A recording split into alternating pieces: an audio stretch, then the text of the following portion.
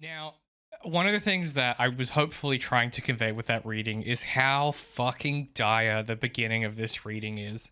Like, it's not only that they're surviving, it's that, like, he's like, shit, I gotta break this rule.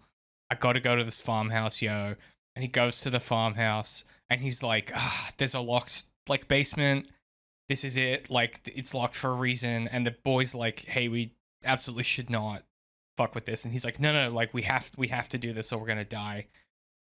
And it's full of prisoners. Or it's full of naked people, I guess. And like these, they're people, like they're livestock, right? That's what they're being kept as. Is that the implication? Probably. Like I don't know. I don't know, but it's, you know what I mean? But like, it's the kind of thing where like it could like it makes doesn't matter like really what they are. Like you fully accept it. Like that's the kind of thing that happens in this world. You know, whether they're like breeding stock or eating stock. You know, it's like same diff. They're not being treated nice.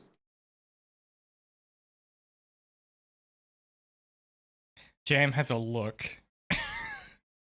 No, I started to make a joke that like livestock are people too, and then it was just too sad, and I just gave up. That's fair. Yeah, doing bits on these episodes is hard. Yeah. Before we keep going, for anyone who has that version, which I showed before, the page numbers are way different. So we're from page 94 to page 187. Yeah, and so they're from page 99 to 199, and I'm from page 94 to 187. Okay. And I won't even talk about the EPUB because I've since purchased the second version of the EPUB, and the page numbers are even more different in that one. So confusing. I think it's because of the formatting of the book, and like the fact that it doesn't have traditional chapters. I think means that when print publishers have to convert the templates designed for print publishing to e-publishing, it just doesn't track. And like I can see, because I've done that before, like for the books that we publish, and like I could see this would be a difficult one to set out for the EPUB. But yeah, this is the section that we get where he says he took the pistol from his belt and tried the door. It swung slowly in on its great brass hinges. They stood listening. Then they stepped into a broad foyer floored in a domino of black and white marble tiles. A broad staircase ascending. Fine Morris paper on the walls, water-stained and sagging.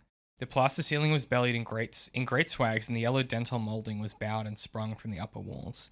To the left through the doorway stood a large walnut buffet in what must have been the dining room.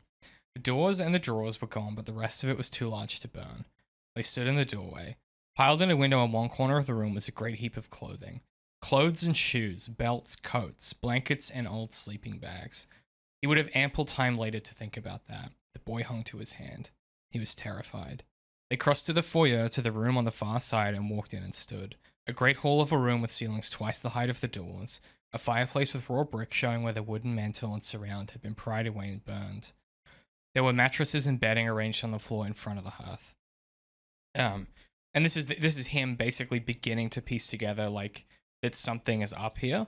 And then a little bit later you get and I'll read up to the point where this gets really distressing. He started down through the rough wooden steps. He ducked his head and then flicked the lighter and swung the flame out over the darkness like an offering. Coldness and damp, an ungodly stench. The boy clutched at his coat. He could see part of a stone wall, clay floor, an old mattress darkly stained. He crouched and stepped down again and held out the light. Huddled against the back wall were naked people, male and female, all trying to hide, shielding their faces with their hands. On the mattress lay a man with his legs gone to the hip, and the stumps of them blackened and burned. The smell was hideous. Jesus, he whispered. Then one by one they turned and blinked in the pitiful light.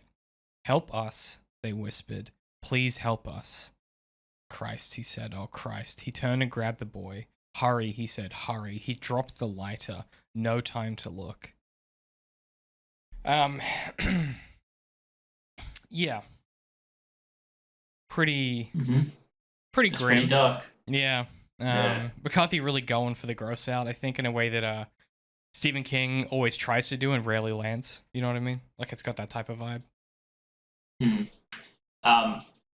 This brings up a lot of questions. Well, first of all, I just want to draw a comparison between this and like that first Walking Dead Telltale game, where spoilers for that game, but like in the second part, you go to a farm and then you find out, and then one of your friends goes missing at the beginning of the act, and he's like, "Oh, where is he?" And then at the end of the act, you find out that they've like kidnapped him, chopped off his legs to eat, and they've like hidden him in a room in their house. It's like, yeah, very very similar.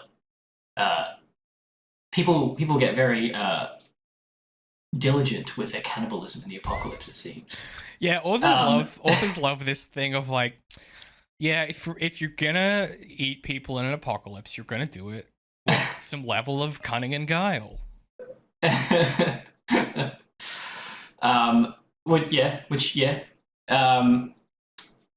also like, okay, so you know, apocalypse, like vaguely, it's been going on for about a decade, it seems, maybe around that. And then like all these people doing before that, like, do they just, like, this is gonna sound absolutely fucking terrible, but like, what, bro? You just let yourself get kidnapped? Like what were they doing before this? Were they not survivors? Like, I feel like, I don't know, like, maybe you'd have to. Obviously, you can be like beaten down into any sort of like condition, but like if you've made it this far into the apocalypse, and then suddenly you're like the prisoner of. I feel like people would be wily enough to figure out a way out of that basement, if you weren't chained up or something. But then you think about how scary the people who holding them must be, what sort of tactics they use, what sort of like torture and fear and stuff like that they must. I don't know, just the imagining the dynamics and the relationships between like people, these two different people were like, it's terrifying, and yeah. Well, yeah, and that's part of the part of what I find really I guess I'll use the word scary, but like part of the thing that I find like existentially kind of dreadful about McCormack's sort of imaginary here is that McCarthy, I did the McCormack thing again. It keeps happening. Maybe I just have to accept that that's how I think of him in my head. But part of what's happening here is like he's imagining that there is and you kind of get this shot through from the man's reflection on the end of the world, where he talks about like these kind of refugees. Like he sort of in his mind, he's separated like survivors, bandits, and refugees into like different epistemic categories almost, where he's like the survivors are people that like him and the boy, where they don't give over their morals. Refugees are victims to be preyed upon by the cannibals, and cannibals are enemies for survivors to deal with. And it's almost like there's this kind of there's a formal thing happening where I think McCarthy imagines that there is a type of person who isn't willingly victimized, but they may have already been a victim in some way before everything went wrong, or that like I don't know, he kind of imagines the human spirit as like quite a fallible thing to break. And we can maybe draw the line back to the Catholicism thing, right? Like it's a fallible thing to break in his imaginary when it's a godless country and when God has gone when God has gone from the world type of thing. There's some piece of what it means to be a person that he sees, or that he draws for us here as lost in the absence of a god, right? And the man has the boy who he thinks of as a god, and that's the only reason he's able to not be someone willing to capture these people. But the fact that they're able to be captured is almost, I think you could make a pretty clean reading that it's because there's no god, right? Like, and that's a really I find that a really insufficient comprehension of reality, right? And to me it's quite a sad it's the that Georgia Mack lyric of like if you need to believe in like a heavenly reward for doing good deeds, then you're not a good person, right? Like it's that kind of that's kind of how I see it anyway, like that he's doing something there in that space. is my feeling.